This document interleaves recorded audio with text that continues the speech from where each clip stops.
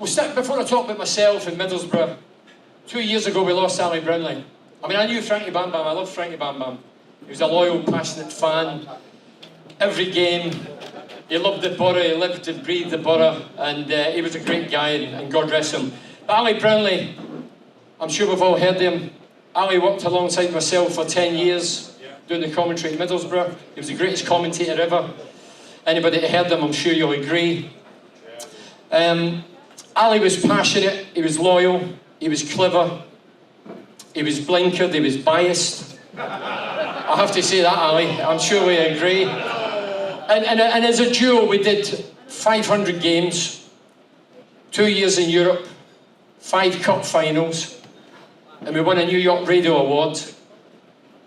And I've had many partners at Middlesbrough, but for me that was the best partnership I've had since I came to Teesside 32 years ago.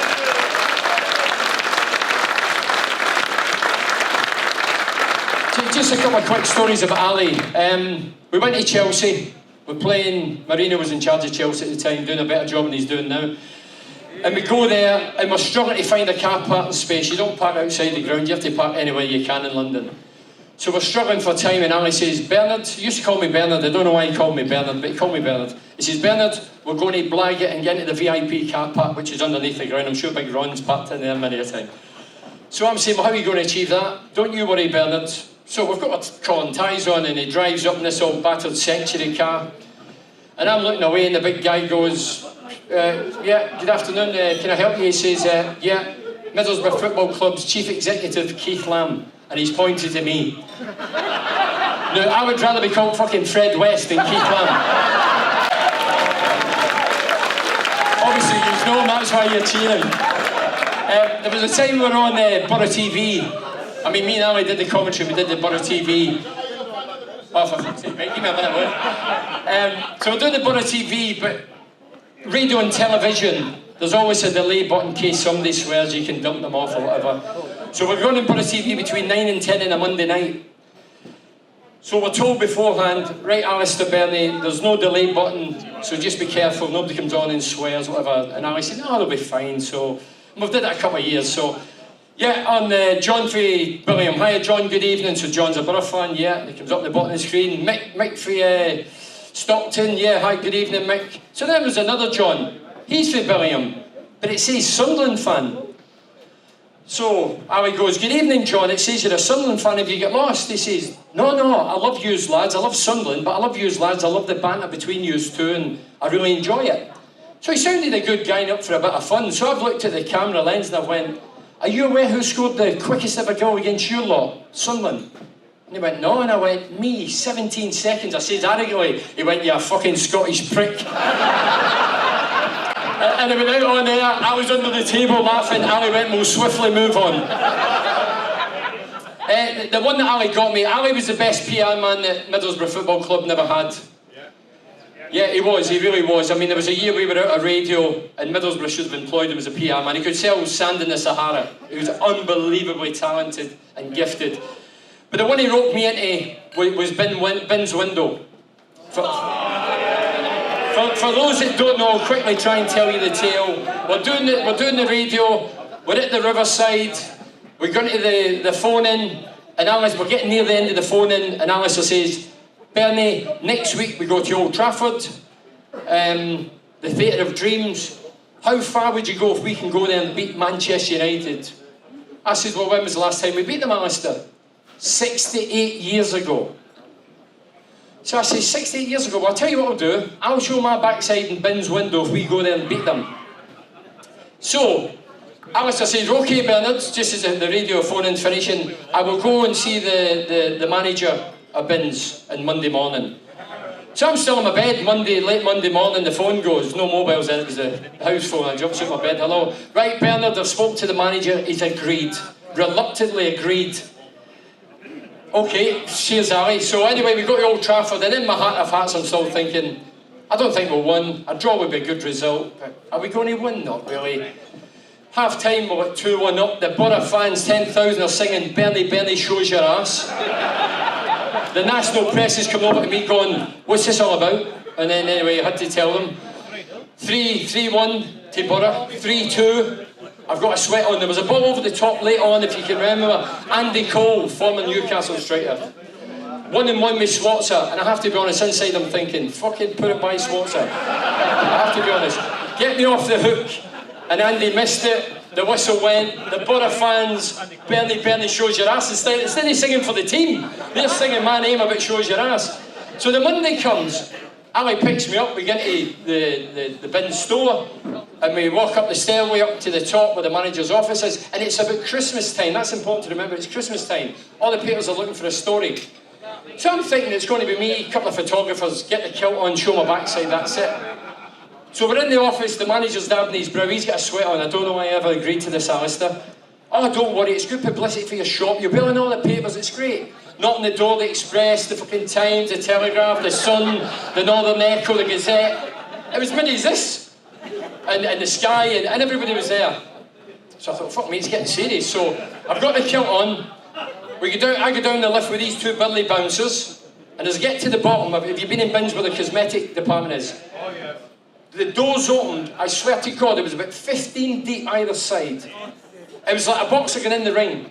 And I'm walking, the old woman are pulling my kilt up and squeezing my cheeks. And so when I get in the window, the shutters are down and I think everybody's in here. See when the windows rose? Were any of you there? Yeah. There were 3,000 of yous. And the shirt of the day, because it was Christmas, as I bent over and lifted my kilt, there was an old lady at the front shouted, "That reminds me I have to stuff the turkey." Right, don't need to clap, let's move on, because Big Ron's got a plenty to catch tomorrow. We'll know where it's about. For those that don't know, I arrived in Middlesbrough 84-85 season, and it was via letters. I mean, letters nowadays, I'm sure the modern day manager would just put them in the bin, not even look at them. So what had happened, I was Scotland's top scorer for an unfashionable club called Albion Rovers. At the end of that season, I was in freedom of contract, I said I'm not signing. They stopped me training with them. So anyway, this guy for the Weekly News had put a few headlines in, why Scotland's top scorer not got a club.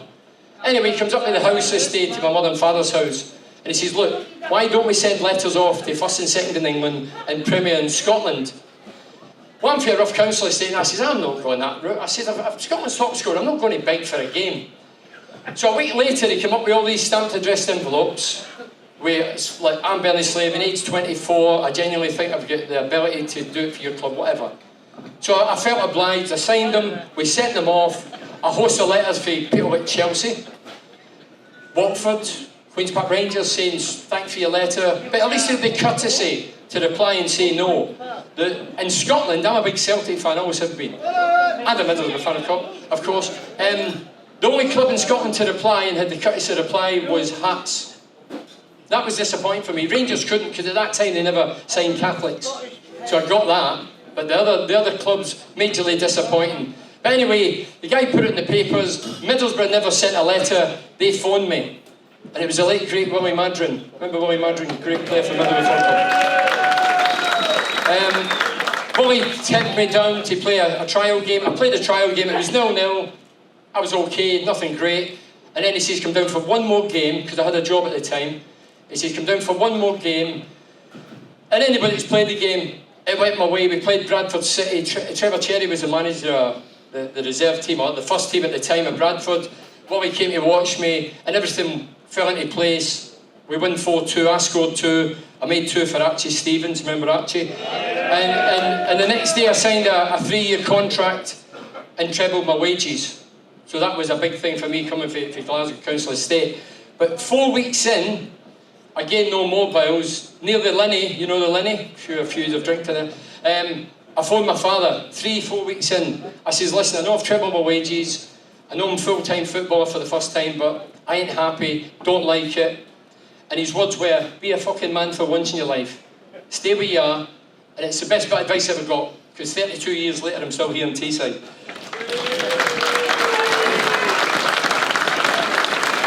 I have to be honest, when I got off the train, I had a big second-hand coat and I got it from the Brigade in Glasgow. I paid a tenner for it, big herringbone coat. I walked off the train, I thought I'd landed in the fucking moon. There was cooling towers, smog, fucking I couldn't see anybody. Like one of the old movies. And I remember standing down waiting on a guy, Barry Gilder, the chief scout. He was going to come and see me and take me to Ayerson Park. And the first person that approached me, I swear to God, was a prostitute. She said, "You're looking for business?" I said, "No, today, hen. I've got other things in my mind." Obviously, that was Middlesbrough. But that's true. My first season in Middlesbrough was an absolute nightmare. We were relegated, liquidated, and bankrupt. I thought, dear God, what came me here?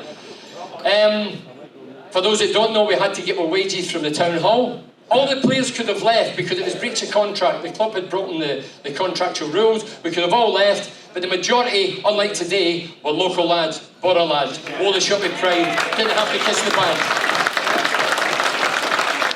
And they all stayed put. And, you know, you look at that scenario, liquidation, bankruptcy.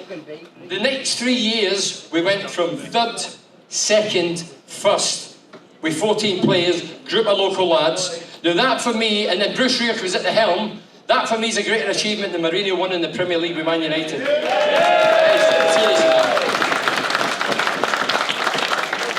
Rioch's nickname was Gaddafi. You know who Gaddafi is, don't you? That was his nickname. I loved Bruce Rioch. I had many an argument, never came to fisticuffs, many an argument. If I disagreed, I would tell him, and he would do likewise. But he was a great man-manager, he was a great motivator.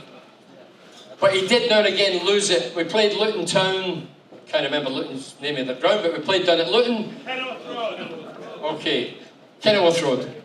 Yeah, okay, we're playing there. It's one each. There's about 5 minutes to go. Bruce is near Gary Parkinson, you know Gary Parkinson, the fullback. And Bruce is shouting, "Get it in the corners, kill it off, 5 minutes to go." Parky get caught with the winger. The winger goes up the park, crosses the ball, header, 2-1. Whistle goes, we get beat. We get in the dressing room. Bruce has just lost it totally. He's fucking pinned Parky up against the wall with his throat. I mean, imagine doing it today's game. And Parky was like a plum, he wasn't fighting back, and we all had to go in and fight and scrap or whatever. Was it right? Probably not. The adrenaline's gone. Parky recovered. Parky played the next week. Everything was fine. But then we're playing Plymouth. We're playing Plymouth. Down at Plymouth. I'm playing outside left. I'm not having a good game. I don't want to play outside left. I'm outside left because Peter Davenport's came from Man United. So I'm a goal scorer. I scored like 100 goals at the time, but all of a sudden I'm outside left. So I'm peeved off, and I goes into half-time. I says, "They're fucking slanting the pitch. All the balls are going to the right." And I have to keep my shape and discipline, and I'm not getting into the ball. So Bruce tries to pep me up. I goes out second half. I still didn't perform. We've won the game. After the game, Bruce, this is down at Plymouth, he's standing at the door like this, and I'm first in, and he just ignored me. Next 10, 11, well done, brilliant, fantastic. Slams the door. "You're a fucking disgrace." Hammers me. And I've took it. I thought, yeah, I don't disagree, and I've took it. The following week we get Ayerson Park, 2 o'clock, 3 o'clock kick-off, 2 o'clock, he used to put the team sheet up, 1 to 11 with the 2 subs back then. It's all typed out. So I'm obviously suspicious, am I going to be in the team? He's wrong with me last week. So I walks in and I looks, Pears, Cooper, Parkinson, Pallister, Mowbray. I'm number 7, no name. Hamilton, Stevens, 2 subs. And then there's a bit typed out at the bottom. If number 7 wishes to perform today, he can fill the vacant space. No, I swear to God, what a country. And so I've went to the toilet and done a Jimmy, and I've come back to check it. I'm fuming, I've no season. And when I got back and I looked, somebody put the kit man's name, Joe Hunt. You'd have probably played a better game that day. The time Bruce called me into his office, it was Christmas time. I scored about 19 goals. I was on a high. I'm thinking, hey, doing well here. I'm confident. Gets a phone call for the secretary. No, I'm a clam machine. Anyway, she phones me. She says, Bruce wants to see you. I said, do you know what it's about? No, I've not got a clue. So I'm thinking, around about Christmas time, 18, 19 goals. Must be a new contract. So I drove in. I've walked up with a swagger. Knocked in his office. He says, in you come. Take a seat. And he's sitting at his big table. And he had a piece of paper like that, and he's turned it round. By the way, it wasn't a contract. He turned it round and he went, when you can do those things, you'll be a good player. Can't head the ball, can't tackle, hat the size of a pea, caught offside all the time, fucking pass the ball when it's on. I came out depressed. Now I would like to know what Steve McLaren put in the notes when he brought fucking Michael Ricketson. Fucking hell. If he didn't have a take for the game that we did for the pantry, he'd have been some player by crickets.